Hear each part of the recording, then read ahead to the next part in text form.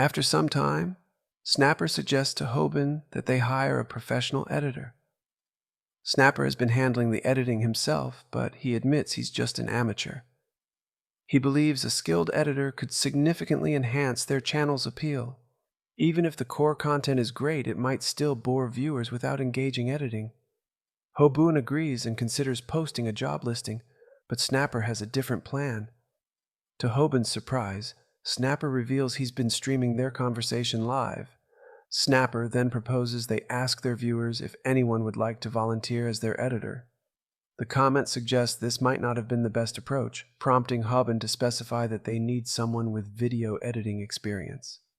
Jess and Ding, the older guy who analyzes Hobin's fights, mentions he has some editing experience.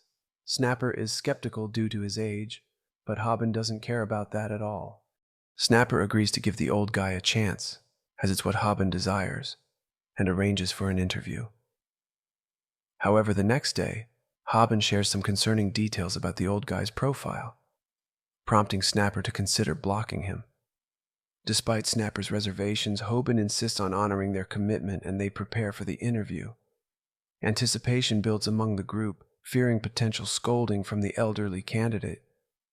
To their surprise, the old guy turns out to be a girl named Gail, who immediately admonishes them for their astonishment, emphasizing the urgency of the interview. Despite her youthful appearance, Gail's mannerisms and speech patterns resemble those of an older person. Unfazed by their reaction, she urges the young men to begin the interview promptly. Snapper finds amusement in Gail's old-fashioned language, prompting her to scold him and point out his rudeness by grabbing his finger, which triggers a daydream similar to Hobin's recent experience. After a long day's work, he returns home and surprises his wife, Gail, with flowers. Gail notices that one of the bouquets is missing flowers, prompting Snapper to prepare to deliver the same smooth line Hobin did in his dream. Unfortunately, Snapper's dog, named Hobin, interrupts and tells him to wake up. The half-daydreaming Snapper tells Hobin to sit and be a good dog, but then snaps back to reality. Snapper can't believe he daydreamed all that just because Gail touched his hand. They then look at the video she edited for them, which begins with an impressive intro that catches Hobin's attention. Snapper, however, is preoccupied with admiring Gail's small hands, wishing he could thumb wrestle with her. This makes Snapper want to hire her immediately, but Hobin reminds him they need to watch more of the video. Gail included the funniest viewer comments, which are a highlight of Hobin's channel. Hobin, unsure about hiring her, asks if she encountered any problems while editing. He is shocked when Gail explains she had difficulty editing out some sensitive content.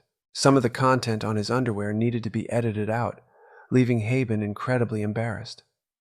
To resolve the situation quickly, he agrees to hire Gail. Recognizing her exceptional skills, Hobin knows she could be hired anywhere and wonders why she chose them. Gail, simply a fan of his, wanted to work with him, so they decide to collaborate. Meanwhile, Bomi sees the announcement about Viral Hit's new editor. She notices that Hobin has time to work on his YouTube channel and wonders if he has decided never to contact her again. Adding to her frustration, he doesn't answer his phone. Nearby, a group has gathered, looking very concerned. Bomi is shocked to find out that several guys have been beaten up. In another part of town, a kid who frequently plays an arcade game is interrupted by a big guy asking if he beat everyone up. The kid, more concerned about losing his game, asks the big guy if he has 50 cents. At Hobin's house, Snapper tells Hobin about a man named Taiyun, a former fighter in the Max MMA League who was kicked out for causing too many problems. A lot of bad rumors surround this guy, as it is said that everyone in his high school has been hit by him at least once. Snapper explains that the guy has been practicing taekwondo since childhood. But Snapper doesn't think too highly about taekwondo. He thinks it's pretty weak, since all you have to do against it is watch out for kicks. The moment they go for a kick, you just have to sweep their leg and take them down. Snapper thinks that even he could win against a taekwondo fighter, but Gail scolds the kids for thinking like amateurs. She points out that the style unsuited for a street fight is called sport taekwondo, but combat taekwondo is totally different. Sport taekwondo has to do with points and a time limit, But combat taekwondo's main goal is to knock an opponent out cold. We get a demonstration of this as the kid in the arcade kicks the big guy right in the face. Gail explains that there was once an experiment conducted to measure the speed and power of the kicks of some expert martial artists. The Muay Thai and Capoeira fighters had impressive numbers, but the Taekwondo fighter almost doubled their results. Taeyun's kick reached a staggering speed of 220 kilometers per h and packed a punch with over 1,000 kilograms of power. Initially unaware of its significance, Hobin is reminded by Snapper that his channel focuses on standing up to bullies. Snapper then drops the bombshell that Taeyun will be his next opponent, sending Hobin into a panic upon realizing the gravity of the situation. Gail explains that Taekwondo has gained global recognition, with many MMA fighters incorporating its techniques. Even the discount Mike Tyson from the interview endorsed Taekwondo's effectiveness. She highlights the back kick, a move where it's acceptable to turn your back to the opponent, demonstrated as the arcade kid knocks out the big guy. Snapper gathered Taeyun's information from their viewers, which excites Hobin. However, the challenge lies in facing Taeyun, not your average thug, but a professional fighter. Hobin is overwhelmed, wishing he could stick to his channel's eating challenges. Later, more about Taeyun is revealed. He's the infamous Devil of Gangbook High, a feared psychopath throughout the school. Many assume Taeyun is just a common thug interested in material possessions, like an expensive pair of shoes. However, the truth behind his moniker, the Devil, lies in his penchant for taking hostages, specifically his victims' friends. Taeyun's true intention isn't to acquire belongings. Rather, he seeks to inflict powerlessness and shame by forcing people to watch their friends get beaten up. Hobin is too terrified to delve further into Taeyun's profile, fearing he's even worse than Peiko.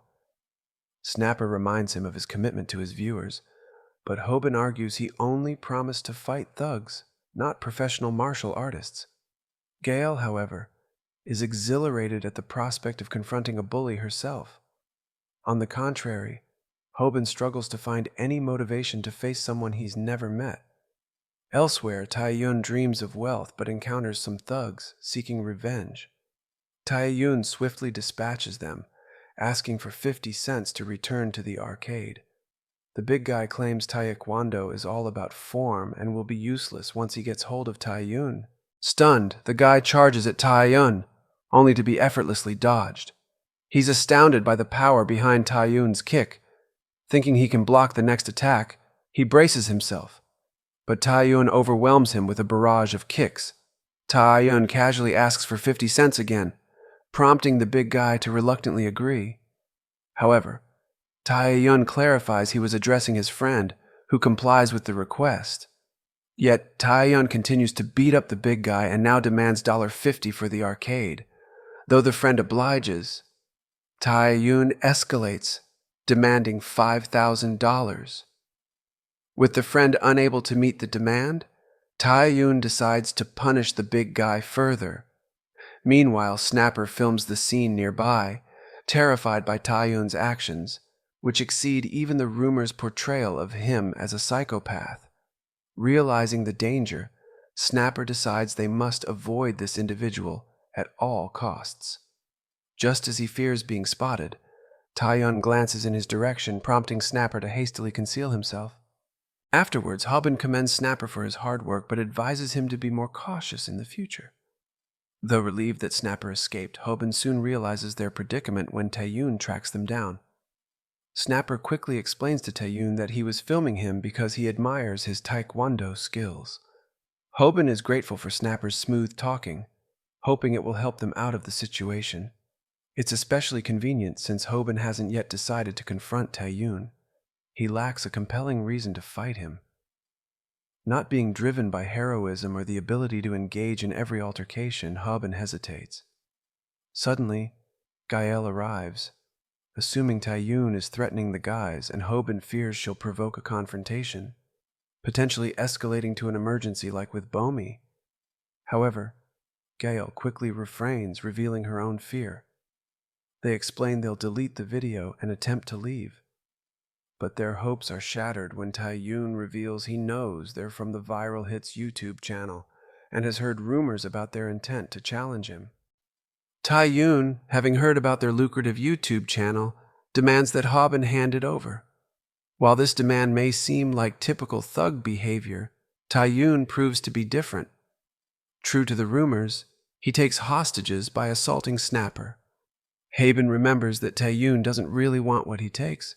His true goal is to make people watch their friends suffer, filling them with shame. Once again, Taiyun demands the YouTube channel and asks for 50 cents.